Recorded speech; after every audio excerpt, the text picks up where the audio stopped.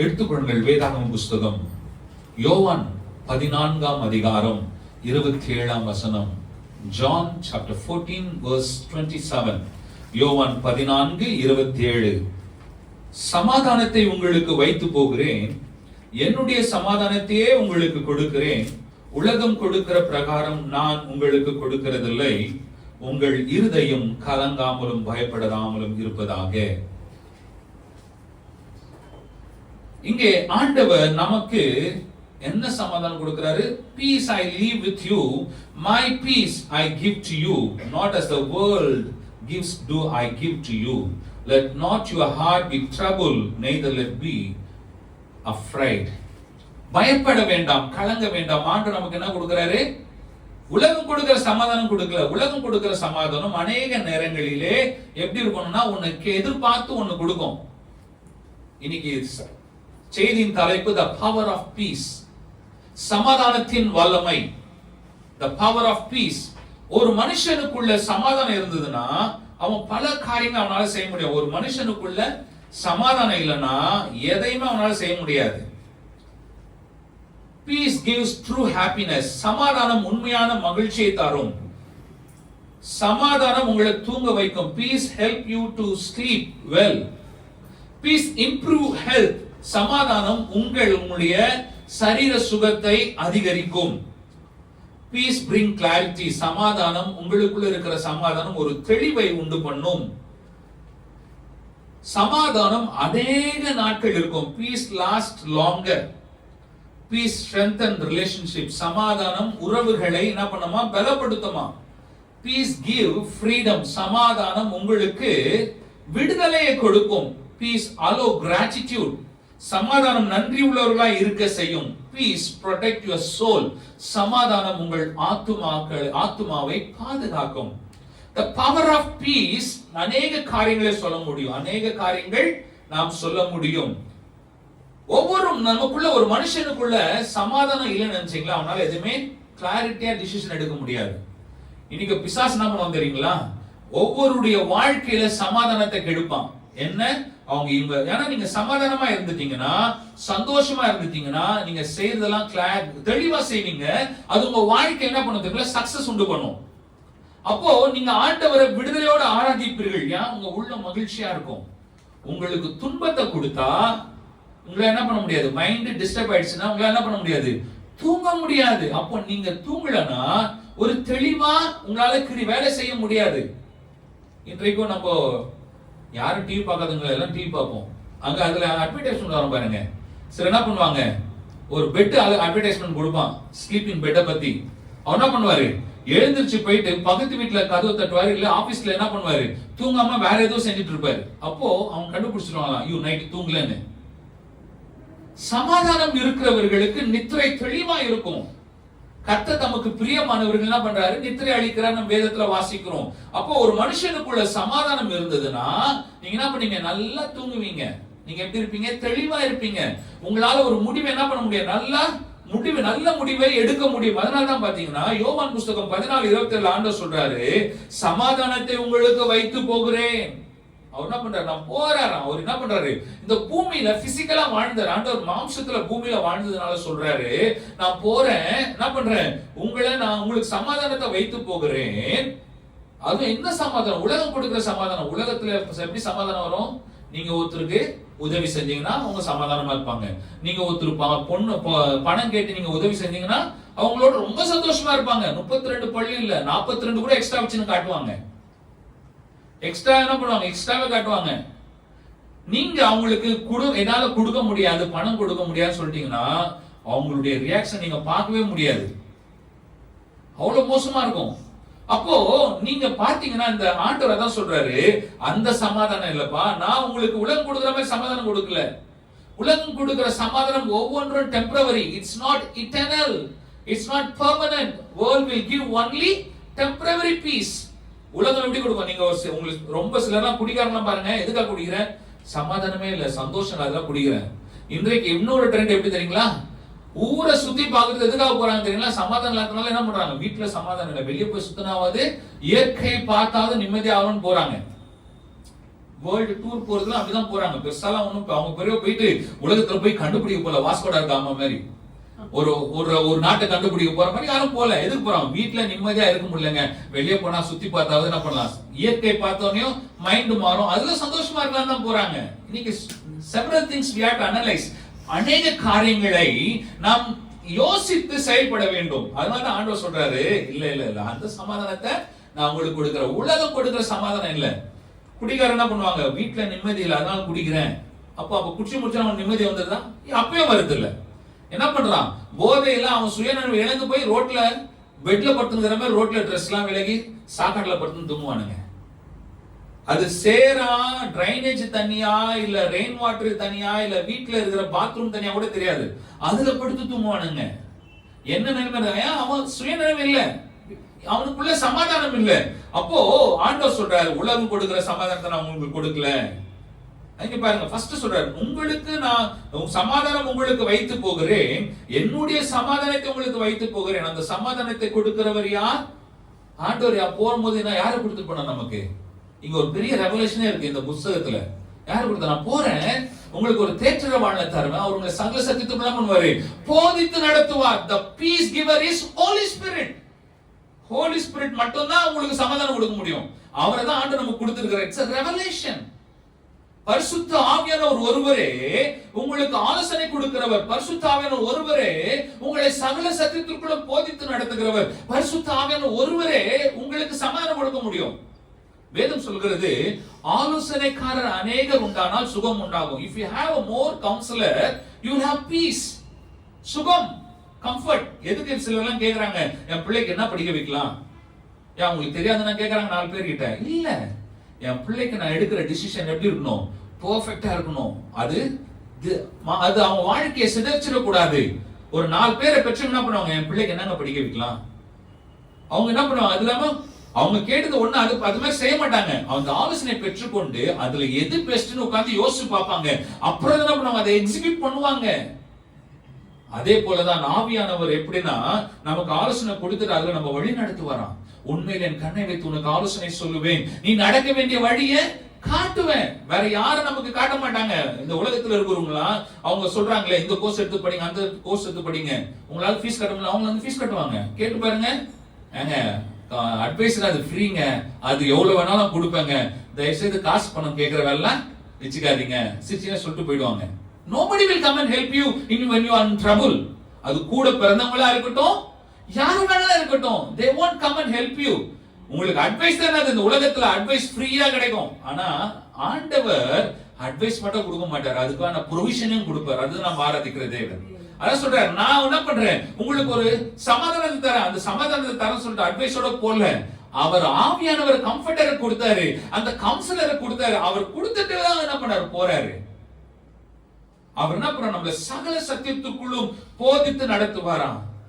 அப்போ ஆண்டவர் சொல்றாரு, அர்த்தம் சொல்றாரு, நீங்க கலங்காமலும் பயப்படாமலும் இருங்க. அதே வசனத்தை பாருங்க கடைசியில, உங்கள் இருதயம் கலங்காமலும் பயப்படாமலும் இருப்பதாக நான் உனக்கு அட்வைஸ் கொடுக்கிறேன். தயவுசெய்து பயந்துராத, உன்னை விட்டு போயிடுவேன்னு, நான் உன்னை விட்டு போக மாட்டேன். I will be with you in another form, another name, Holy Spirit. பரிசுத்த ஆவியானவராலே நான் உன்னோடு கூட இருப்பேன். ஆவியானவர் என்கிற பெயர்ல அவர் என்ன பண்றாரு, நம்மளோடு கூட இருக்கிறார். பிதா குமாரன் பரிசுத்த ஆவியானவர். இப்ப நான் இருக்கிறேன்னா நீங்க ட்ரெஸ் மட்டும் பார்க்க முடியாது, என் சரீரத்தை மட்டும் பார்க்க முடியாது. என்ன பண்றீங்க, என்னுடைய ஆவி ஆத்மா உங்களை உயிரோட இந்த சரீரத்துல இருக்கிறதுனால நான் பேசுறதை நீங்க கேட்கறீங்க. இப்ப ஆவி ஆத்மா மட்டும் இந்த சரீரம் இல்லாம வெறும் சவுண்ட் மட்டும் வந்து என்ன பண்ணுவீங்க, யாரா உட்கார்ந்துட்டு இருப்பீங்களா? ஐயோ இந்த சர்ச் இது ஒரே ஆவி புடிச்ச சர்ச்சு, போயிடுவீங்க. அப்போ மேன் நீட் பாடி. ஜீசஸ்க்கும் பாடி வேணும்ன்றதுனால அவர் அந்த பாடிக்குள்ள என்ன பண்ணாரு, ஸ்பிரிட்ஃபுல் மேனா அதுக்குள்ள வந்து இயேசு கிறிஸ்து வாழ்ந்த போது 100% மனிதனாய் 100% தேவனாய் வாழ்ந்தார். அப்போ நான் இந்த இடத்துல நிக்கிறேன்னா என் சரீரம் எனக்கு தேவை, என் ஆவி ஆத்மாவுக்கு இந்த சரீரம் இருந்தா தான் கம்யூனிகேட் பண்ண முடியும். அதுக்கு தான் என்ன பண்ண முடியும், நீங்களும் நான் மட்டும் ஆவி ஆத்மா சரீரத்தோட இருந்து நீங்களா வேற ஆத்மா ஆவியோட மட்டும் உட்கார்ந்தீங்கன்னா நான் என்ன பண்ண, நான் நிக்க முடியுமா? நானும் நிக்க முடியாது. ஐயோ இங்க இருந்து ஒரு அல்லேலூயா வந்ததுன்னா ஆலேலமா அல்லேலூயா வந்ததுன்னா என் நிறைய கொஞ்சம் யோசித்து பாருங்க. அப்ப எவ்ரிபடி நீட் பாடி. நமக்கு என்ன வேணும், ஒரு சரீரம் வேணும். அப்போ இந்த சரீரத்துக்குள்ள ஆவியானவர் வாசம் பண்றதுக்கு, இந்த பூமியில ஆவியானவர் வாசம் பண்றதுக்கு ஒரு சரீரம் தேவை. அதுதான் நம்ம. அதான் கொரிந்தியர் புத்தகத்துல பவுல் சொல்றார், உங்கள் சரீரம் தேவனுடைய ஆலயமா இருக்கிறது என்று அறியாமல் இருக்கிறீர்களா? இயேசு பாத்தீங்கன்னா, உங்கள் இருதயம் கலங்காமலும் பயப்படாமலும் இருப்பீங்க, உங்களுக்குள்ள ஆவியானவர் இருக்கிறாரு. இந்த சத்தியத்தை நம்ம புரிஞ்சுட்டோம்னா டாக்டர் சொல்ற ரிப்போர்ட்டை நம்பவே மாட்டோம். உங்கள் இருதயம் பாதி பிளாக் ஆயிருக்கு. அது எதனால பிளாக்? நம்ம தேவையில்லாத சாப்பிட்டதுனால. ஆனா அந்த பிளாக்கேஜ் நம்ம உயிர் எடுக்குமானா கிடையாது. No, don't report doctors, don't believe doctors report. Believe in God, believe in Jesus who created you. உங்க சரீரத்துக்கு ஜங்க சாப்பிடாம நீங்க பரிசுத்தமா வச்சுக்கோங்க. அப்போ உங்க சரீரம் கவலைப்பட தேவையில்லை. நீங்க கவலைப்பட தேவையில்லை, உங்க இருதயம் கலங்க தேவையில்லை. நீங்க எப்போ தேர்ட் பர்சன் உடைய ரிப்போர்ட்டை நீங்க விசுவாசிக்கிறீங்களோ அப்போ உங்க வாழ்க்கையில ஆபத்து வரும். ஏன் வரும் ஆபத்து? நம்ம அதை குறிச்சு அதுதான் என்ன பண்றோம்? விசுவாசமா இருக்கிறோம். அதனாலதான் ஆண்டவர் சொல்றாரு, என் சமாதானத்தை உங்களுக்கு கொடுக்கிறேன், உன் இருதயம் கலங்காமல் பயப்படாமல் இருப்பதாக. இருதயம்ன்றது ஹார்ட் இல்ல. இங்க பைபிள்ல இருதயம் போட்டுருங்க, அது லைஃப்ன்ற அர்த்தம். the real meaning of heart வந்து லைஃப். நம்ம என்ன பண்றோம்? இருதயம்னா ஓ ஆண்டவருக்கு ஒரு புது ஹார்ட் வச்சிடறாரோ, புதிய வாழ்க்கை தான் கொடுக்கிறாரு. ஹார்ட் வந்து உங்க பாடியில ஒரு பார்ட். நம்ம அந்த ஹார்ட்ல பார்ட் தான் பண்றோம், முக்கியமா தூக்கி காட்டுறோம். இல்ல இல்ல இல்ல இல்ல, அது ஒரு பார்ட். ஹார்ட்னு பைபிள்ல ரெஃபர் பண்ற இடத்துல எல்லாம் எதை குறிக்குதுன்னா லைஃப் குறிக்குது. ஏன் இங்க ஹார்ட்னு போட்டிருக்காங்கன்னா, ஹார்ட் என்ன பண்ணுது? அந்த பிளட்டை பியூரிஃபை பண்ணி உங்களுக்கு நல்ல ரத்தத்தை கொடுக்கிறதுனால எல்லா இடத்துலயும் உங்கள் இருதயம் கலங்காமல் இருப்பதாக. உங்க ஹார்ட் எங்கன்னா கட்டி சிந்தமா? நம்ம என்ன பண்றோம்? அந்த வேர்ட் அப்படியே மாத்திட்டு எல்லா இடத்துலயும் லவ் ஃபெயிலியர்னா ஹார்ட் புரோக்கன் ஹார்ட் மாதிரி காட்டிடுறோம். எத்தனை வாட்டி ஃபெயிலியர் ஆகுது. பெத்தவங்க நம்மள ஃபெயிலியர் பண்றாங்க, நம்ம பெத்தது அது நம்மள ஃபெயிலியர் பண்ணுது, வளர்த்தது ஃபெயிலியர் பண்ணுது, போற இடத்துல ஃபெயிலியர், வர இடத்துல ஃபெயிலியர். அப்ப எல்லா இடத்துலயும் ஹார்ட் ஒடிஞ்சதுன்னா ஹார்ட் எங்கன்னா இருக்குமா? ஒண்ணுமே பண்ண முடியாது. அது ஒரு பேச்சுக்கு சொல்றாங்க. ஆனா இங்க ஆண்டவர் சொல்றது, உங்கள் இருதயம் கலங்காது, நீ பயப்படாத, உன் வாழ்க்கைக்கு வேண்டியது எல்லா ப்ரொவிஷன் நான் கொடுக்குறேன்றாரு. அப்போ பீஸ் நமக்குள்ள இருந்ததுன்னா நம்ம பீஸா இருக்க மாட்டோம். இன்னைக்குள்ள குடும்பங்கள்ல பீஸா இருக்கிறதுக்கு காரணம் என்னன்னா, பீஸ் கிடையாது. ஏன்னா எல்லாருக்குள்ள செல்ஃபிஷ்னஸ் இருக்குது. செல்ஃபிஷ்னஸ் வந்துருச்சுன்னா பீஸே இருக்காது, எல்லாம் பீஸா போயிடும். சோ அப்போ உங்களுக்குள்ள சுயநலம் இல்லாமல் வாழ வேண்டும் என்பதற்காக தான் சுயநல அற்றவரை பரிசுத்த ஆவியானவர் உங்களுக்குள்ள கொடுத்திருக்கிறார். அதனால கலாத்தியர் 2:20 பவுல் சொல்றார், கிறிஸ்துவுடனே கூட சிலுவையில் அறையப்பட்டேன், ஆயினும் பிழைத்திருக்கிறேன், ஜீவிப்பது நான் அல்ல, நான் வாழலப்பா, நான் செத்துட்டேன். நான் யார் பண்ணிட்டேன்? நான் செத்துட்டேன். யார் வாழ்ற எனக்குள்ள? கிறிஸ்து எனக்குள்ளே வாழ்கிறார். அப்போ கிறிஸ்துவுக்குள்ள சுயநலம் இல்லை. இயேசு எதுக்காக வந்தாரு? ஒரு 10 கோடி சம்பாதிச்சு ஒரு 10 ஏக்கர் வாங்கி போட்டு அதுல ஹார்வெஸ்ட் பண்ணி என் 10 தலைமுறைக்கு வச்சுக்கலாம் போலாமா வந்தாரு? இல்ல. வானம் பூமி அவருடையது, பொன்னும் பொருளும் அவருடையது, வெள்ளியும் தங்கமும் அவருடையது வேதம் சொல்லுது. எல்லாமே அவருடையது. அப்புறம் எதுக்கு அவர் ஒரு 10 ஏக்கர் வாங்கணும்? நோடி, வானம் பூமி அவரு தாங்க, அவருக்கு எதுக்குங்க? ஒண்ணுமே கிடையாது. நம்ம எதுக்காக ஆண்டவர் நம்மை தெரிந்து கொண்டார் என்றால், எதுக்காக நம்ம அவரை துதிக்கணும்? அவருக்கு துதிக்கிறதுக்கு ஆள் இல்லையா? பரலோகத்துல பாத்தீங்கன்னா கோடான கோடி தூதர்கள் 24/7 மணி நேரங்கள் எல்லாம் இந்த பூமிக்கு தான். பரலோகத்துக்கு டைம் கிளாக் எல்லாம் கிடையாது. பரலோகத்துல என்ன இல்ல? கிளாக்கே கிடையாது. பரலோகத்துல சூரியன் சந்திரன் இல்ல, அவரே நித்திய வெளிச்சமா இருக்கிறார் வேதம் சொல்கிறது. அவர் எல்லாமே இருக்கிறாரு. அப்போ அவர் நமக்கு என்ன பண்றார்? நித்திய சமாதானத்தை தருகிறார். அவர் சமாதானம் நம்மை வழி நடத்துகிறது. வாசிப்போம் மத்தேயு 10:13. அந்த வீடு பத்திரமா இருந்தால் நீங்கள் கூறின சமாதானம் அவர்கள் மேல் வர கடவது, அபாத்திரமா இருந்தால் நீங்கள் கூறின சமாதானம் உங்களிடத்தில் திரும்ப கடவது. சமாதானத்தை பெற்றுக்கொள்ள நாம் பாத்திரவான்களா இருக்க வேணும். ஹோலி ஸ்பிரிட் நமக்குள்ள வராருன்னா நம்ம அவரை வெல்கம் பண்றோம். அவரை வெல்கம் பண்ணும்போது, ஆண்டவரே என் வாழ்க்கையில வாங்க, என் உள்ளத்துல வாங்க, என்னுடைய வாழ்க்கை கையில ஒப்பு கொடுக்கிறேன், அது நம்ம என்ன பண்றோம்? வெல்கம் பண்றோம். அப்படி வெல்கம் பண்ணி அவரை நமக்குள்ள வைக்கும் போது அவர் சமாதானம் நமக்குள்ள தங்குகிறது. இயேசு நம்ம வாழ்க்கையில வரும்போது யோவான் 14:27 சொல்லப்பட்ட அந்த சமாதானம் நம்ம உள்ளத்துல தங்குகிறது, நிலைத்து இருக்கிறது. அப்போ உங்க கையில பாக்கெட்ல பணம் இருக்கோ இல்லையோ, உங்க பேங்க்ல பேலன்ஸ் இருக்கோ இல்லையோ, உங்க உள்ளத்துல என்ன இருக்கும்? சமாதானம் எப்பொழுதும் இருக்கும். நீங்க சாப்பிடுறதுக்கு பிரியாணி இருக்குதோ இல்லையோ, சில எல்லாம் கல்யாணத்துக்கு போயிட்டு அவங்களுக்கு பிரியாணி கிடைக்கலன்னு வச்சுங்க, அவங்க பண்ற அட்டகாசம் இருக்கு பாரு, ஓவரா இருக்கும். நான் இவ்வளவு மொய் வச்சேன் கொடுத்ததெல்லாம் சொல்லி காட்டுவான். நான் இவ்வளவு மை வச்சேன், எனக்கு சோறு போடல. அவன் சாகுற வரைக்கும் இவன் சொல்லிட்டு இருப்பான், இவன் போனது லேட்டா இருக்கும் இல்ல. அப்போ ஒரு விஷயத்தை தவறாய் செய்யும் போது இவங்க என்ன பண்ணுவாங்க, அதை சொல்லி காட்டுவாங்க. ஆனா ஆவியானவர் சொல்லி காட்ட மாட்டாரு. ஆவியானவர் என்ன பண்ணுவார்னா உங்களை சீர்படுத்துவார், உங்களை உணர்த்துவார், கண்டித்து உணர்த்துவார். எதுக்காக? மகனே மகளே என்ன பண்ணு, இதை செய், இதை செய்யாதன்னு சொல்லுவாரு. அவர் சொல்ற வார்த்தை, அவர் மகளே மகனேன்னு சொல்லும் போது உங்களுக்கு டிஃபரெண்டா இருக்கும். அந்த love, mother's caring, father's caring அங்க காணப்படும். ஆவியானவரோட நீங்க அதிகமா பேச ஆரம்பிச்சீங்கன்னா உங்களுக்கு தெரியும். அதனால தான் இயேசு கிறிஸ்து தம் சீஷர்களை ட்ரெயின் அப் பண்ணும்போது சொல்றாரு, நீ ஒரு வீட்டுக்கு போனேன்னா என்ன பண்ண, முதல்ல உனக்கு எத்தனை புள்ள, கல்யாணம் எவ்வளவு நாள் ஆச்சு, இன்னும் உனக்கு குழந்தை பிறக்கலையா, அதெல்லாம் கேட்காத. எவ்வளவு சம்பாதிக்கிற, எத்தனை கார் வச்சுருக்கிற, எத்தனை வீடு இருக்குது, இங்க தங்குற, அதெல்லாம் கேட்காத. என்ன பண்ண சொன்னார், உள்ள போனோடனே உனக்கு சமாதானம் சொல்லுறார். அந்த வீடு சமாதானத்திற்கு பாத்திரவானா இருந்தால் நீங்க சொன்ன சமாதானம் அங்க இருக்கும். அது பாத்திரம் இல்லைன்னா உங்களோட திரும்பி வந்துடும். நீங்க பைபிளை வாசிக்கும் போது கொஞ்சம் சீரியஸா வாசிக்கணும். அதே நேரத்துல ஓப்பன் மைண்ட்ல வாசித்தீங்கன்னா நிறைய விஷயங்கள் ஆவியானவர் கற்றுக் கொடுப்பார். அப்ப இங்க பாத்தீங்கன்னா ஆண்டவர் சொல்றாரு, அந்த சமாதானம் அங்கே தங்கும் பாத்திரவானா இருந்தால். இன்றைக்கு யோசித்து பாருங்க, ஆண்டவருடைய சமாதானம் உங்க வாழ்க்கையில் இருக்கிறதா? உங்கள் வீட்டுக்குள்ள இருக்கா? உங்க குடும்பத்துல இருக்கா? ஃபர்ஸ்ட் நம்ம என்ன பண்ண கூடாது, மத்தவனை பார்க்கவே கூடாது. அதனால நான் சொல்றாரு, உன் கண்ணுல இருக்கிற உத்திரத்தை எடுக்காம அடுத்த கண்ணுல இருக்கிற துரும்ப பார்க்காத. அது உன் வேலையே இல்ல. உனக்கு ட்ரீட்மெண்ட் நீ பண்ணிக்கோ, அவனுக்கு அவன் பண்ணிப்பான். நம்ம என்ன பண்ணுவோம் தெரியுங்களா, எல்லாருக்கும் இந்த கண்ணுல மருந்து வாங்கிக்கோ, இந்த டாக்டர் கிட்ட போ, வீல் ரெக்கமெண்ட் டாக்டர், நம்ம அவர் நமக்கு கமிஷன் கொடுக்குற மாதிரி நம்ம ரெக்கமெண்ட் பண்ணுவோம் இல்ல. But when you think, sit and think, it's very very crucial and sensible matter.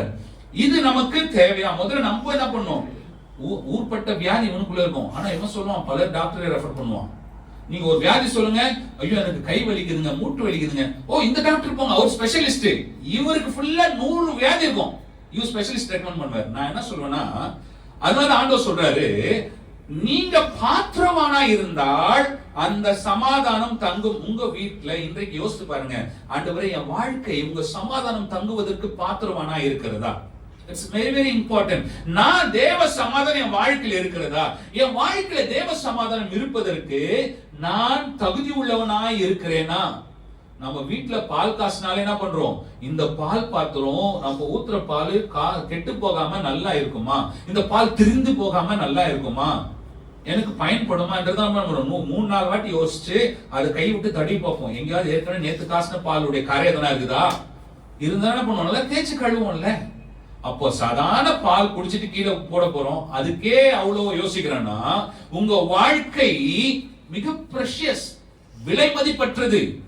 நீங்க உங்களை எவ்வளவு மதிக்கிறீங்களோ இல்லையோ, உங்களை ஆண்டவர் மதிக்கிறார். அதனாலதான் ஆவியானவர் நமக்குள்ள கொடுத்திருக்கிறார். whether you are respecting or not your life, God honor your life. அதனால சொல்ற ஆண்டவர் தமது சாயல்படி தமது ரூபத்தின்படி நம்மை படைச்சதுக்காக, நான் மனிதனை களிமண்ணாய் பார்க்கல, என் சாயலாய் பார்க்கிறேன். இதை நீங்க புரிஞ்சுக்கணும். ஆண்டவர் எதுக்காக உங்களுக்கு ஆவியானவர் கொடுத்திருக்காருன்னா, you are not a clay, you are not a dust to go back to the dust. You are precious vessel. You are holding Holy Spirit in your life. நம்ம பாக்ஸ், அந்த கோல்டு பாக்ஸ் வாங்குவோம் பாத்தீங்களா, gold டைமண்ட்லாம் வாங்கும்போது ஒரு அந்த box ஒரு நல்ல அழகா இருக்கும். உள்ள இருக்கிற டைமண்டே இல்ல கோல்ட பார்க்கல, அந்த நிறைய பேர் அந்த பாக்ஸ் தான் லைக் பண்ணுவாங்க. கோல்ட பத்திரமா வச்சுக்கிறாங்க, கோல்ட கழட்டி என்ன பண்ணுவாங்க, டேபிள் வச்சிருவாங்க. பாக்ஸை மட்டும் என்ன பண்ணுவாங்க, பேக்ல வைப்பாங்க. அவ்வளவு பிரஷியஸ் பாக்ஸ். ஆனா அதை காட்டிலும் கோல்டு ரொம்ப பிரஷியஸ். இதுதான் என்ன பண்றான் பிசாசு, நமக்கு இன்ஃப்ளூயன்ஸ் பண்றான். உன் சரீரம் ரொம்ப முக்கியம், சரீரத்துக்காக கவலைப்படு, சாப்பாடுக்காக கவலைப்படு, நாளைக்கு எப்படி வாழ போற அதுக்காக கவலைப்படு. ஆண்டவர் தான் சொல்றார் மத்தேயுல, எண்ணத்தை உண்போம், எண்ணத்தை குடிப்போம், எண்ணத்தை உடுப்போம் என்று கவலைப்படாதிருங்கள், அதனது நாளுக்குரிய பாடு அதனருக்கு போதும். உங்களுக்கு அன்னாளுக்குரிய ஆகாரத்தை கத்த தருகிறார். அதனால அந்த ஜெப ஃபார்முலா ஆண்டவர் சொல்லி கொடுத்துட்டார். ஃபார்முலா சொல்லி கொடுத்த ஃபார்முலா ஃபாலோ பண்ணீங்கன்னா உங்களுக்கு லைஃப்ல சக்சஸ் வரும். ஆனா நம்ம எப்படி ஒரு மேக்ஸ்ல ஃபார்முலா ஃபாலோ பண்ணா ஆன்சர் கரெக்டா வருதோ, அதே போல காட் ஃபார்முலா நீங்க ஃபாலோ பண்ணீங்கன்னு நினைச்சீங்களேன், முதலாவது தேவனுடைய ராஜ்யத்தை உங்களுடைய நீதியை தேடுங்கள், இவைகள் எல்லாம் உங்களுக்கு கூட கொடுக்கப்படும். இந்த கூட கொடுக்கப்படுறது இட்ஸ் a ஃபார்முலா. நம்ம என்ன பண்றோம், இந்த கூட கொடுக்கறத தேடுறோமே தவிர கொடுக்க சொன்னவரை தேடுறது இல்ல. என் வாழ்க்கைக்கு என்ன வேணும், நான் இன்னைக்கு நான் வேலை செஞ்சா இவ்வளவு சம்பளம் வரும், இன்னைக்கு நான் இவ்வளவு இத்தனை ஷிஃப்ட் செஞ்சா இவ்வளவு சம்பளம் வரும், நான் இத்தனை நாள் வேலை செஞ்சா எனக்கு இவ்வளவு சம்பளம் வந்தா இந்த கடன் அடைப்பேன், இல்ல இந்த வீடை வாங்குவேன், இந்த பொருளை வாங்குவேன். இப்படிதான் நம்ம கால்குலேஷன் இருக்குதோ, மத்தபடி நான் தேவனை தேடினால் ஆசீர்வாதம் என் வேலை வழியாய் வரல, ஆசீர்வாதம் ஊற்றுக்கண் காரணராக இயேசு வழியாய் வருதுன்னா அவர் தேடுவோம். இதே நமக்கு ஒரு 10 கோடி ஒருத்தன் கொடுக்குறான்னா பண்ணுவோம், அவன் காலை 10 மணிக்கு சொன்னா நைட்டே 10 மணிக்கு அங்க போய் வெயிட் பண்ணுவோம். இல்லங்க நீங்க நாளைக்கு பொறுமையாங்க, நான் வந்துடுறேங்க, நான் வந்து உங்களுக்காக வெயிட் பண்றேங்க. இயேசு சொல்றாரு நான் உனக்காக காத்திருக்கிறேன். ஏசுப்பா நீங்களா நானே யாரு, நீங்க அங்கே இருங்க, எதுக்கு இங்க வந்து வெயிட் பண்றீங்க எனக்காக அப்படி சொல்லி அவர் ஓர ஒதுக்கிடுவோம். ஆனா ஒருத்தர் பேப்பர் கொடுக்குறான்னா அதுக்கு போய் நம்ம நிற்போம். ஏன்? we are wearing that normal paper. அந்த பேப்பர்லாம் இந்த பூமியோட வந்துச்சு. நீங்க இந்தியன் கரன்சி எடுத்துக்கிட்டு அமெரிக்காவுக்கு போனீங்கன்னா அவன் கரன்சி தான் மாத்த சொல்லுவான். உங்க ஆசீர்வாதம் இந்த பூமிக்கு மட்டும் நாங்க, பரலோகத்துக்கு உங்க ஆசீர்வாதம் போகாதுங்க. அதனால ஆண்டவர் சொல்றாரு அது என்ன பண்ணுங்க, டிரான்ஸ்ஃபர் பண்ணுங்க. பரலோகத்துல உங்க பொக்கிஷத்தை சேர்த்து வைக்கிறதுக்கு உங்களுக்கு கொடுக்கிற ஆசீர்வாதத்தை டிரான்ஸ்ஃபர் பண்ணுங்க. ஏழைக்கு இருக்கிறவன் கர்த்தருக்கு கடன் கொடுக்கிறான். நம்ம எத்தனை ஏழைக்கு கொடுக்கிறோம்? ஏழைங்க பிக்க பக்கத்துல வந்தாலே ஐ பாபி அப்படின்றோம், எதுவும் இன்னமும் இவர் அப்படியே வானத்துக்கு குடிச்சா மாதிரி, அழுக்கே இல்லாத மாதிரி இல்ல. அவர் ஆட்டிடியூட் ஆண்டவர் இதெல்லாம் மாறணும் சொல்லி தான் சொல்றாரு. இதெல்லாம் மாறணுன்றதுனால தான் நமக்கு என்ன பண்ணிருக்காரு, பரிசுத்த ஆவியானவர் உள்ள இறக்கிட்டாரு. நம்ம என்ன பண்றோம், பரிசுத்த ஆவியானவர் உள்ளே வச்சிருக்கிறோம். அவரை வெளியே விட்டா அவர் நம்மளை நிரப்பிட்டாருன்னா எப்படி இருக்கும்? நல்லா இருக்கும். நம்ம அதை நிரப்புறதே கிடையாது. நம்மளதான் என்ன பண்றோம், நம்ம அநேக நேரங்கள்ல நிரப்பி வச்சிருக்கோம். இதுதான் நம்பர், இதுதான் ஹோலி ஸ்பிரிட். நம்ம இப்படிதான் வச்சுக்கிறோம். அதனாலதான் ஏசாயா 60:1 சொல்லுது, பரிசுத்த ஆவியானவர் ஆவியானவர் நம்ம மேல இருக்கிறார். 61 வரும், spirit of the Lord is upon me. இப்படிதான் நம்ம வச்சுக்கிறோம். இதான் ஸ்பிரிட் ஆஃப் காட், இது நம்ம இப்படி வச்சுக்கிறோம். ஆனா ஆண்டவர் என்ன சொல்றாரு, நம்ம யோவான்ல இயேசு கிறிஸ்து ஒருவன் என்னிலும் நான் அவனிலும் நிலைத்திருந்தால் மிகுந்த கனிகளை கொடுப்பான். நீங்க எப்படி போயிடணும்னா, இதான் இயேசு கிறிஸ்து, இது நீங்க உள்ள போய் மறைஞ்சிடணும். இப்படி மறைஞ்சிட்டீங்கன்னா நீங்க உங்க சுயம் வெளிப்படாது, கிறிஸ்து மட்டுமே நமக்குள்ள இருந்து வெளிப்படுவார். கிறிஸ்துவின் சுபாவம் நமக்குள்ள வெளிப்படும். நமக்குள்ள ஏன் கிறிஸ்துவின் சுபாவம் வெளிப்படலன்னா, கிறிஸ்துவ என்ன பண்றோம், நம்ம தலைமையில வச்சுக்கிட்டு நம்ம தான் என்ன பண்றோம், அவரை தூக்கி சுமக்கிற மாதிரி நம்ம வச்சுக்கிட்டு நம்ம ஆக்டிங் கொடுத்துருக்கிறோம். Actually he is carrying us. நம்ம அவருக்குள்ள இல்லாம அவர் வெளியே வந்து உட்கார்ந்து இருக்கிறோம்.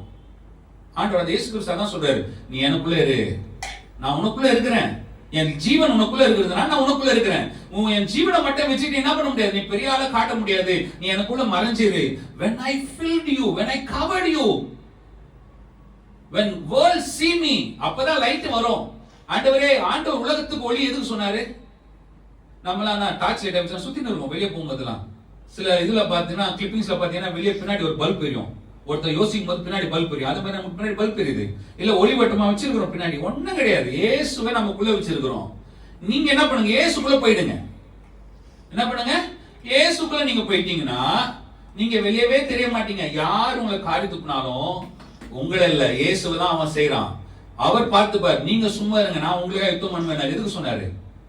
அவர் நமக்காக யுத்தம் பண்ணா நீங்க அவருக்குள்ள இருந்தா அவர் யுத்தம் பண்ண முடியாது. நம்ம என்ன பண்றோம், ஆண்டவரே உங்களுக்கு அவனை பத்தி தெரியாது. ஆண்டவரே சொல்லுவோம், அவனை பத்தி உங்களுக்கு தெரியாது. நம்ம ஜபத்துல தான் இதெல்லாம் சொல்லுவோமே. நம்ம கான்வர்சேஷன்ல பிரேயர்ல பயங்கரமா இருக்கும். ஏசப்பா உங்களுக்கு அவனை பத்தி தெரியாது, ஏசப்பா அவன் யாருன்னு உங்களுக்கு ஒண்ணுமே தெரியாது. ஆமா, இவரு தான் அவனை பெத்த மாதிரியும் அவங்க தாத்தாவை பெத்த மாதிரியும் பேசிட்டு இருப்பாரு. ஆண்டவரே நம்ம ஆலோசனை கொடுக்கும், ஆண்டவரே அவன் என்னை பத்தி பேசிட்ட, ஆண்டவரே அவனை தூக்கிடுங்க. அவன் என்ன பண்ணுங்க, காலை ஒடிச்சிருங்க. அவர் நம்ம கேங் லீடர் மாதிரி, ஏசப்பா கேங் லீடர் ஆகிட்டு இவர் நல்லவனா ஒதுக்குறான். இவர் என்ன பண்ண ஜோனம் பண்ணுவாரான் நல்லவன் மாதிரி. ஆனா ஏசப்பா எப்படி கேங் லீடரா மாறிட்டாரு. அவன் காலை உடைங்க ஆண்டவரே, அவன் கையெடுங்க ஆண்டவரே. ஆண்டவர் சொல்றாரு, முதல்ல வாயை மூடுப்பா, நான் பாத்துக்கிறேன். அதனால என்ன பண்ண, உனக்குள்ள ஆவியானவர் கொடுத்தேன். எதுக்காக கொடுத்தேன்? என்ன கடங்கா வேண்டுதலோட பெருமூச்சோட வேண்டு செய்யற அவர், நீ வாயை மூடிக்கோ. நீ யாருன்னு நல்லாவே தெரியும். இதெல்லாம் தெரிஞ்சான பண்ணாரு, நமக்கு ஹோலி ஸ்பிரிட்டை கொடுத்துட்டு நீ என்ன பண்ணாத, உனக்கு ஜெபம் பண்ண தெரியாது, நீ ஜெபம் பண்ணாத, அவரு அலோ பண்ணு. he will pray through you. ஆவியானவர் நம்ம வழியா அவர் ஜெபிப்பார். நமக்கு என்ன நிறைய நேரங்கள் நமக்கு என்ன ஜெபம் பண்ணணும்னு தெரியாது. நமக்கு தெரிஞ்சதுலாம் ஃப்ளெஷ்ல நம்ம மாம்சத்துக்கு என்ன வேணுமோ அதை மட்டும் ஃபோக்கஸ் பண்ணிட்டே இருப்பீங்க. ஆவியானவர் சொல்றாரு, மாம்ச சிந்தை மரணம், ஆவி சிந்தை ஜீவனா இருக்கு. உன் ஆவிக்கு என்னென்னலாம் வேணுமோ அதை மட்டும் நீ கேளு, நான் உனக்கு கற்று தருவேன். நீ அறியாததும் எட்டாததுமான பெரிய காரியங்களை செய்வேன். எரேமியா 33:3.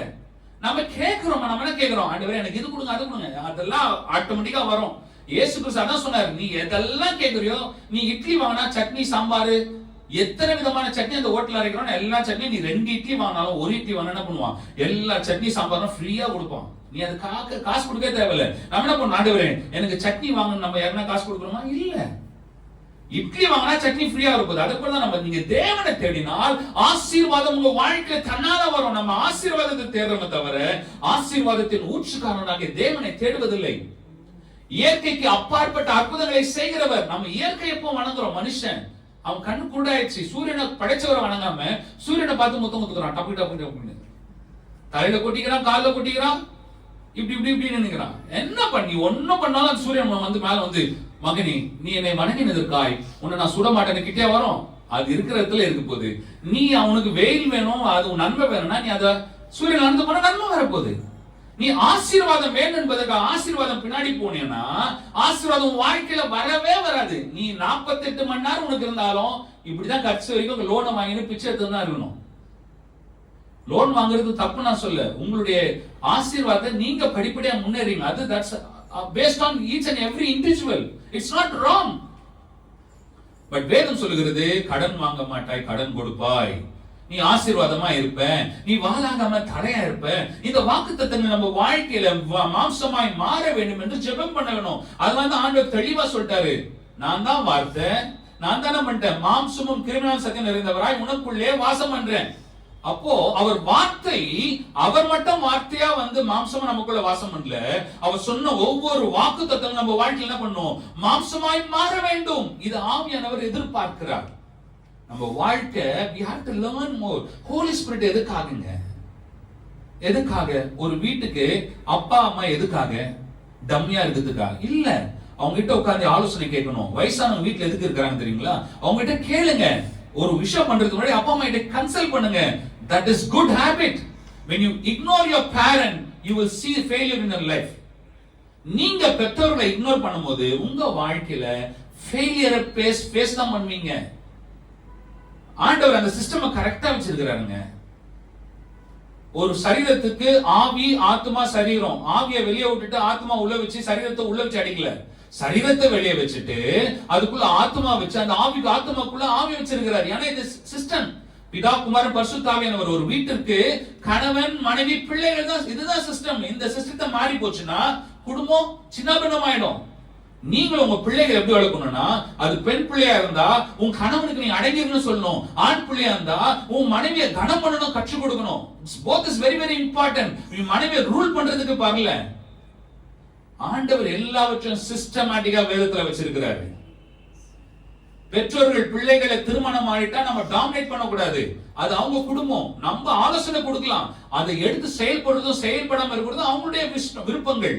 ஆனா நம்ம என்ன பண்ணணும், வேதாகம அடிப்படையிலே குடும்பங்களை கட்ட நாம் கற்றுக் கொடுக்கணும். Parents have to speak with your children. நாம் பிள்ளைகள் இடத்துல பேசாததுனால தான் எவன் என்ன பண்றான், ஏதோ கத்துக் கொடுக்கறான். நீங்க பிள்ளைகளுக்கு திருமண வாழ்க்கை குறித்து உங்க பிள்ளைங்க ஒரு டீனேஜ் வந்துட்டாங்களா, talk to them, speak to them, teach them how to select your life partner. Who is your life partner? ரொம்ப முக்கியம். இன்னைக்கு நீங்க கற்றுக் கொடுக்கணும், பிசாசு கற்றுக் கொடுப்பான். நல்லா புரிஞ்சுங்க. When you fail to teach, devil will teach wrong thing. எதுக்கு பிள்ளைங்க நம்ம கல்விக்கு அனுப்புறோம், ஸ்கூலுக்கு இன்ஸ்டிடியூஷனுக்கு அனுப்புறோம்? பிள்ளைங்க படிச்சு நல்ல ஒரு ஒழுக்கமான முறையில வரணும். இன்னைக்கு அநேக கல்வி கூடங்கள் சீர்கேடான காரியங்களை கற்றுக் கொடுக்கிறது. இதுக்கு முன்பதாக நீங்க கற்றுக் கொடுத்துட்டீங்கன்னா பிள்ளைங்க எப்படி வளருவாங்க, டிசிப்ளினா வருவாங்க. எங்க வீட்டுல பிள்ளைங்களை இன்னைக்கு பல குடும்பங்கள்ல செய்யறாங்க. நாங்க பிள்ளைங்களை ஸ்கூலுக்கு அனுப்புறதுக்கு முன்னாடியே வீட்டுல என்ன பண்ணுவோம், ஏபிசிடி எழுத வச்சோம், ஏபிசிடி படிக்க வச்சோம், ஏபிசிடி பார்த்து கத்துக்கொள்ள வச்சோம், பல காரணங்களை ட்ரெயின் பண்ணி தான் என்ன பண்ணுவோம், ஸ்கூலுக்கு அனுப்பணும். இது ஒவ்வொரு குடும்பங்களும் நடக்குது. இதை மாத்திரம் கல்வி மாத்திரம் நம்ம கத்துக் கொடுத்துட்டு வாழ்க்கையை கற்றுக் கொடுக்கலன்னா ரொம்ப டேஞ்சர்.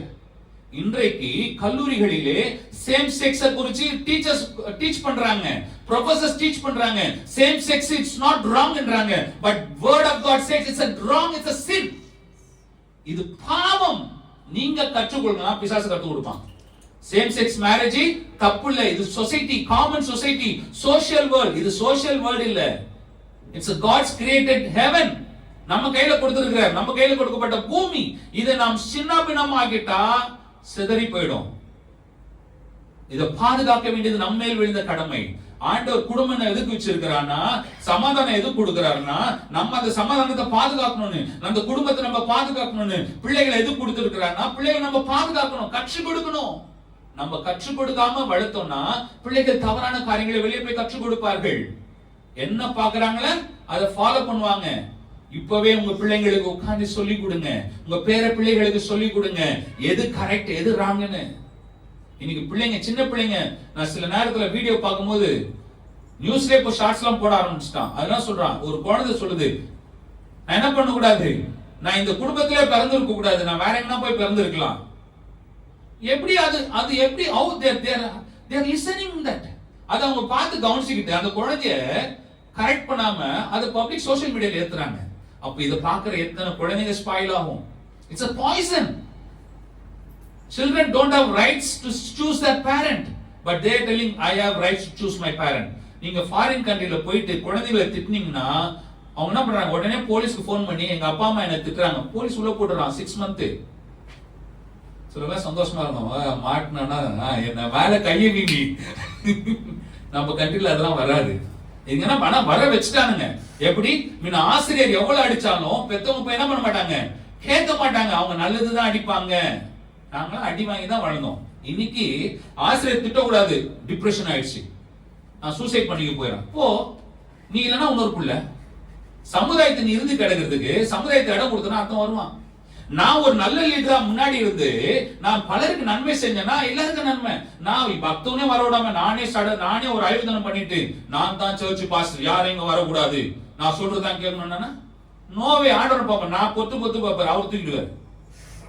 அங்க எதுக்கு இடத்த வேஸ்டா இருக்கிற?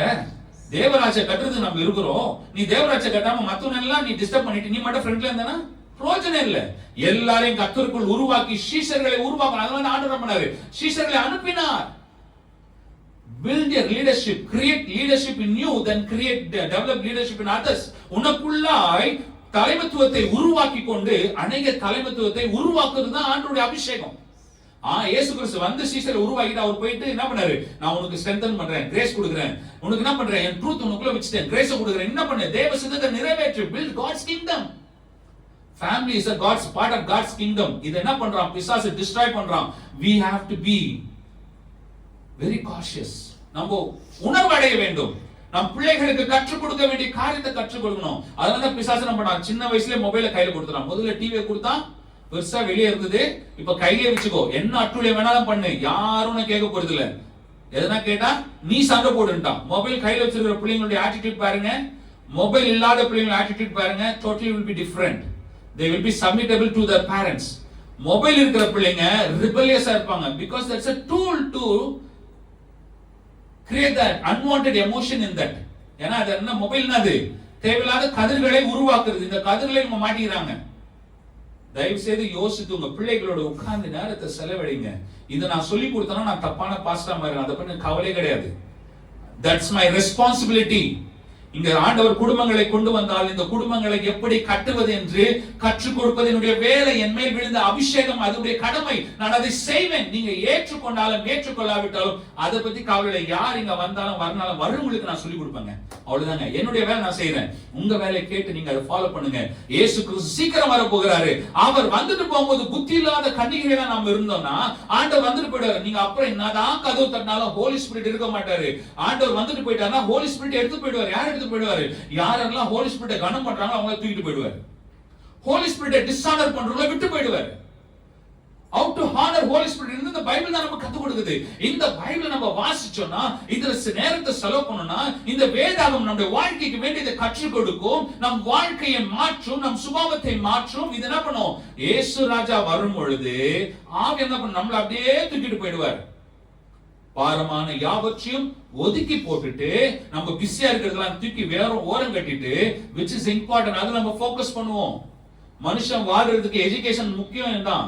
ஆனா எஜுகேஷன் தான் வாழ முடியும். அப்போ எஜுகேஷன் இல்லாதவங்க பெரிய பெரிய பிசினஸ்மேன் ஆயிருக்காங்க. என்ன காரணம்? Education is very very important. Education gives discipline. Education build your characters. அப்போ எஜுகேஷன் தேவை. ஆனா எஜுகேஷன் தான் வாழ்க்கைனா கேட்டீங்கன்னா இல்ல. எஜுகேஷன் உங்க லைஃப்ல ஒரு பார்ட். அதுக்கு ஹானர் பண்ணுங்க, அதுக்கு முக்கியத்துவம் கொடுங்க. வேலை நீங்க செய்ய வேண்டிய கடமை. ஏன்னா பவுல் சொல்றாரு, வேலை செய்யாதவன் யாரும் என்ன பண்ண கூடாது, தட்டுல கைய வைக்க கூடாது, சாப்பிட கூடாதுன்றார். வேலை எல்லாம் கட்டாயம் செய்யணும். ஆனா வேலை தானே போடுவானா, அப்ப நீ ஆண்டவர் இந்த பூமியிலோட அழிஞ்சு போயிடுவேன். இன்னைக்கு நான் நிறைய பேரோட சிலரோட பேசும்போதெல்லாம் அவங்க பாத்தீங்கன்னா, இந்த இடத்துக்கு டூருக்கு போகணும், இந்த இடத்துக்கு இந்த சாப்பாடு நல்லா இருக்கும், அந்த சாப்பாடு நல்லா இருக்கும், இதுதான் பேசுறாங்க தவிர ஆண்டவர் அவனுக்கு செஞ்ச நன்மையை பேசவே மாட்டாங்க. ஆண்டவர் உயிரோட வச்சிருக்கிறார் அவங்க, அதை பேச மாட்டாங்க. ஆண்டவருடைய கிருபை ஒவ்வொரு நாளும் பாதுகாக்கிறத பத்தி பேசுறது கிடையாது. நம்ம பேசுறதுலாம் என்ன இருக்கு, எங்க டூருக்கு போலாம், என்ன சாப்பிடலாம், எப்படி நேரத்தை செலவு பண்ண. ஆண்டவர் கொடுத்த ஆசீர்வாதம் டூருக்கும் சாப்பாட்டுக்கும் இல்ல. நீ வயிற்றுக்கும் வாய்க்குமா இருந்தனா, வயிறு உன் தேவனாய் மாறினால் உனக்கு ஐயோன்னு வேதம் சொல்லுது.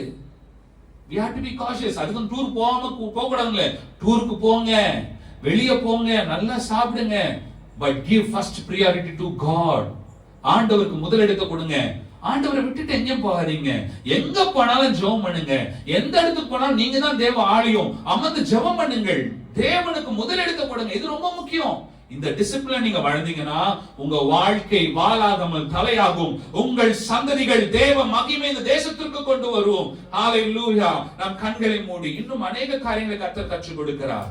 நாம் கண்களை மூடி கர்த்தரை நோக்கி பார்ப்போம். ஆண்டவரே, the power of peace எங்களுக்குள்ள இருக்கணும். நீங்க எங்களுக்குள்ள இருக்கிறீங்க. உங்களை நான் ஆண்டவரே, உங்களோடு நாங்க ஆக்டிவா இருக்கணும்ப்பா. எங்களுக்கு உதவி செய்யும். ஒருவன் என்னிலும் நான் அவனில் நிலைத்திருந்தால் மிகுந்த கனிகளை கொடுப்பான் என்று சொன்னீரே.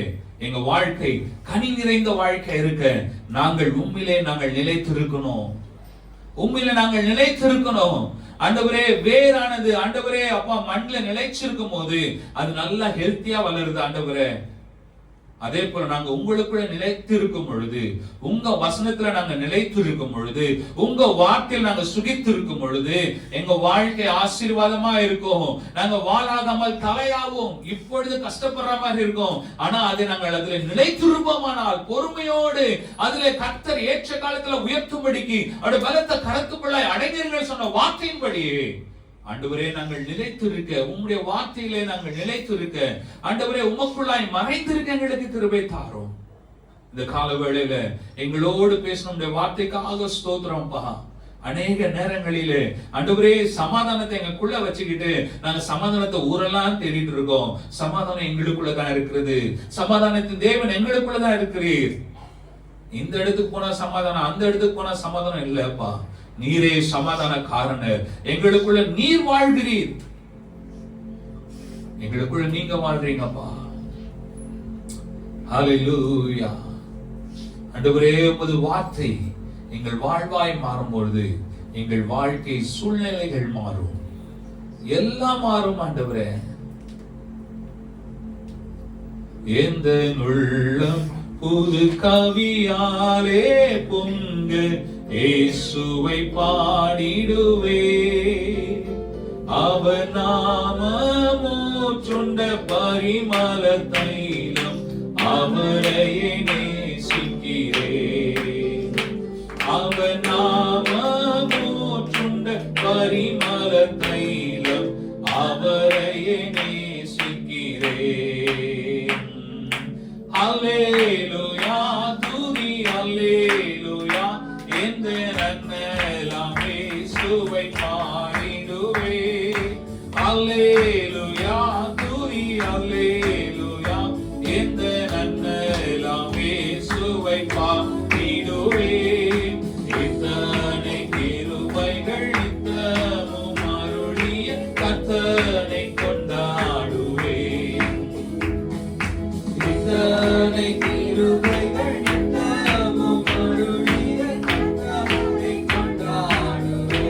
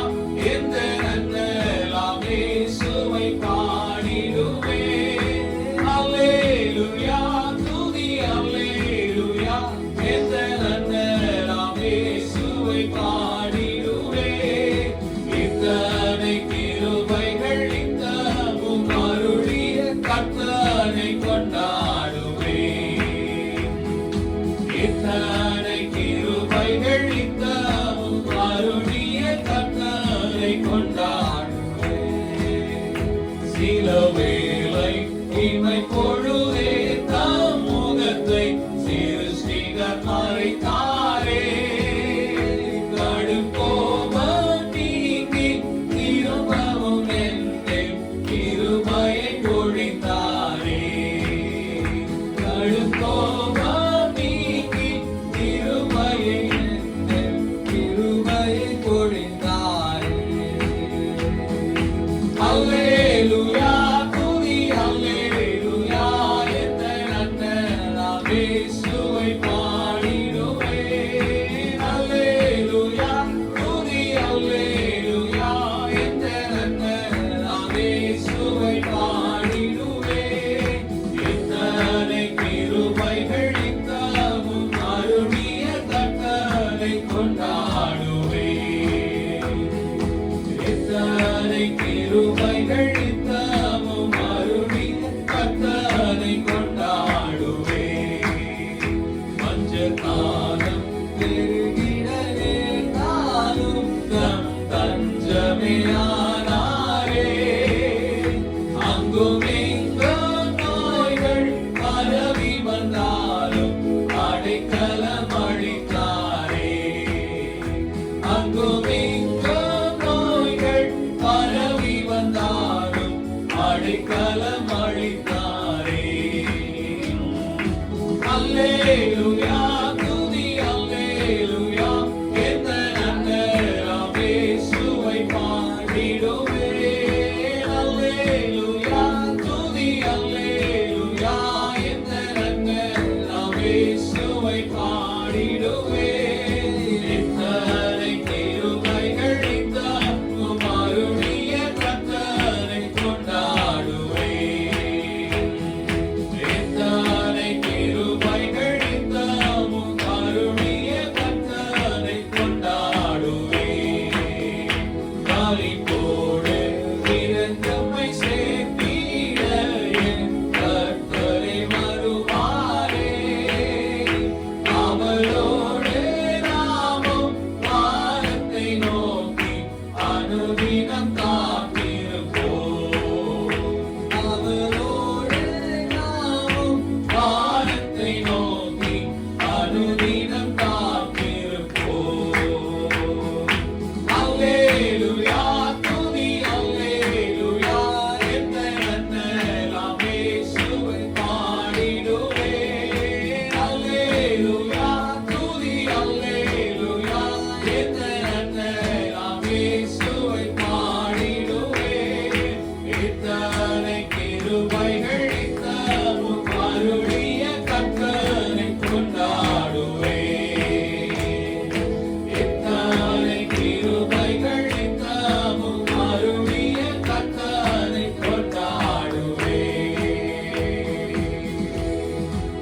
ஆண்டவரே, எங்களுக்கு ஒவ்வொரு நாளும் கிருபைகளை நீர் கொடுக்கிறீர். ஒவ்வொரு நாளும் எங்களை வழி நடத்துகிறீர். இந்த நாள் நீர் கொடுத்த உடைய வார்த்தைக்காக ஸ்தோத்திரம். உங்க சமாதானத்தை எங்களுக்கு தருகிறீர். உங்க வல்லமை எங்களுக்கு தருகிறீர். உங்க பலனை எங்களுக்கு தருகிறீர். உலகம் கொடுக்கிற சமாதானம் அல்ல ஆண்டவரே. உங்க சமாதானம் எங்களை பலப்படுத்தும்பா. உங்க சமாதானம் எங்களை வல்லமையாய் கிரியை செய்ய வைக்கும். உங்க சமாதானம் எங்களுக்கு ஆண்டவரே ஒரு காரியத்தை செய்யணும்னா அது தெளிந்த புத்தியை கொடுத்தாம்பா. தொடர்ந்து உங்க வார்த்தை நாங்கள் வாசித்து தியானிக்க எங்களுக்கு கிருபை தாரும். இந்த வாரம் முழுவதும் உங்க சமூகத்தில் அதிகமாய் நேரத்தை செலவழிக்க எங்கள் ஒவ்வொருவருக்கும் உதவி செய்ய வேண்டும் என ஜெபிக்கிறோம். தாழ்த்தி ஒப்பு கொடுக்கிறோம். எல்லா கனமும் மகிமை உமக்கே செலுத்துகிறோம். இயேசுவின் நாமத்தில் ஜெபிக்கிறோம் நல்ல பிதாவே, ஆமென். ஆண்டவரே, வந்த ஒவ்வொருடைய கரத்தில் கொடுக்கிறோம். ஆசீர்வதியும். உடைய தேவைகள் குறைவுகள் எல்லாம் நிறைவாகட்டும். எல்லா பலவீனங்கள் எல்லாம் அகன்று போகட்டும். குடும்பங்களிலே சந்தோஷமும் சமாதானமும் நிறைவாய் இருக்கட்டும். பிள்ளையுடைய வாழ்க்கையிலே சமாதானம் இருக்கட்டும். இவருடைய பிள்ளையுடைய எதிர்காலங்கள் ஆசீர்வதிக்கப்படட்டும். எல்லா தடைகளை உடைத்து கர்த்தர் மகிமையான காரியங்கள் உங்க வாழ்க்கையிலே செய்யுங்க. இவங்க வாழாகாமல் தலையாகட்டும். இவங்க உங்க முகத்தை பிரகாசிக்க பண்ணுங்கப்பா. பெரிய காரியங்களை செய்யும். இயேசுவின் நாமத்தில் ஜெபிக்கிறோம் பிதாவே, ஆமென். சேர்ந்து சொல்லுமே, என் ஆத்துமாவே கர்த்தரை ஸ்தோத்திரி, என் முழு உள்ளமே பரிசுத்த நாமத்தை ஸ்தோத்திரி. என் ஆத்துமாவே கர்த்தரை ஸ்தோத்திரி. கர்த்தர் செய்த சகல உபகாரங்களை மறவாதே. ஆமென். நம்முடைய பிதாவாகிய தேவனுடைய அன்பும் குமாரனாகிய இயேசு கிறிஸ்துவின் கிருபையும் பரிசுத்தாவினுடைய அன்யோன்யம் ஐக்கியமும் இன்றும் என்றும் அவருடைய வருகை மட்டும் சகல நாட்களிலும் நம் அனைவரோடு கூட தங்கி தாபரிப்பதாக. ஆமென், ஆமென்.